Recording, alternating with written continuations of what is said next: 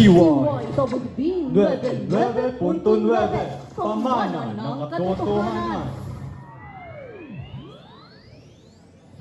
Mula sa bulwagang pambalitaan, Kumpilan at sandigan ng bayan. ako si Patrick Johan Brito. Ako naman si Denise Angel Galaura. Samahan niyo kami sa pagdating ng balitang siksik At sulit na sulit. Ngayon ay araw ng Enero 7, 2026. Sa ulo ng mga nagbabagang balita, palasyo sa Malacanang naglagda sa pambansang budget para sa 2026. Sinagyang festival opisyal na binuksan ngayong taong 2026.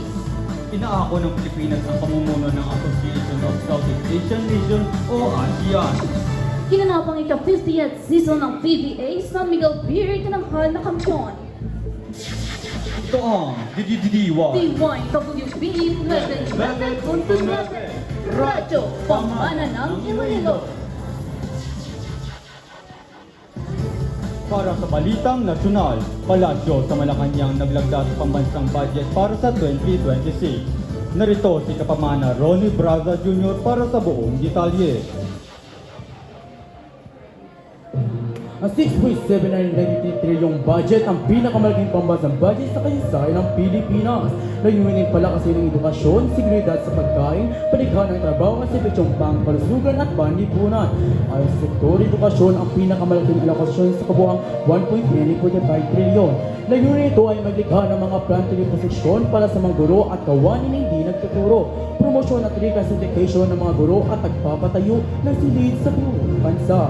Binigyan din ng Pangulo na ang budget ay isang kasangkapan upang isulong ang mabuting pamahalaan at pananagutang piskal. Ronnie Braza Jr., Pamana ng Katotohanan. Ang sa balitang lokal, dinagyang festival opisyal na binuksan ngayong taong 2026. Narito si Kapamana Shane Estefana para sa buong detalye. Ang Dinagyang Festival ay isa sa mga pinakatingyag na pangkultura at panglilusong pagsasahan sa Pilipinas na taon na ginaganap bilang parangal kay Senyor Santo Niño. Kilala ito sa mga sayawang kali na hango sa kulturang ati, tugtugan ng tambol at magkukulay na kasuotan. Isa ito ang paligsangang pangkultura na nagpapakita ng mga lokal na pista mula sa 8 munisipalidad ng Iloilo. 7 tribong ati ang maglalaban-laban sa pangunahing street dance competition na gaganapin sa Enero 25, 2026. Shane Estefana, Pamana ng Katotohanan. Bahagya muna natin ihinto ang programa at tayo makinig sa mga paalala. Jay, nakapag-rehistro ka na ba sa darating na pasukan? Wala pa. Huwag kang mag-alala. Hindi ito first come, first serve. Mahalagang paalala ang maagang pagpaparehistro ay malaga para sa darating na pasukan at siguraduhin na wasto ang mga dokumentong dadalhin. Ang paalalang ito ay hatid sa inyong Department of Education at ng himpilang ito. 10 minuto makalipas ang alas 12 ng umaga. Muling nagbabalik ang programang Balitaan. Para sa balitang internasyonal, inaako ng Pilipinas ang pamumuno ng Association of Southeast Asian Nations o ASEAN. Narito si Kapamana Ersan Tolentino para sa buong detalye. Muling bumalik ang Pilipinas sa pamumuno ng ASEAN sa 9 na taon, matapos sa muling pamumuno nito noong 2017. Ang pamumulong ito ay umiiral sa panahon ng mga tensyong political at relihiyon. Ayon naman sa DFA at ASEAN NOC, nagbibigay fokus ng Pilipinas sa kapayapaan at seguridad. Ersan Tolentino, Pamana ng Katotohanan. Para sa balitang pampalakasan, ginanap ang ika-50th season ng PBA San Miguel tinanghal na kampiyon. Narito si Kapamana Angel Nicole Patrick at sa buong detalye.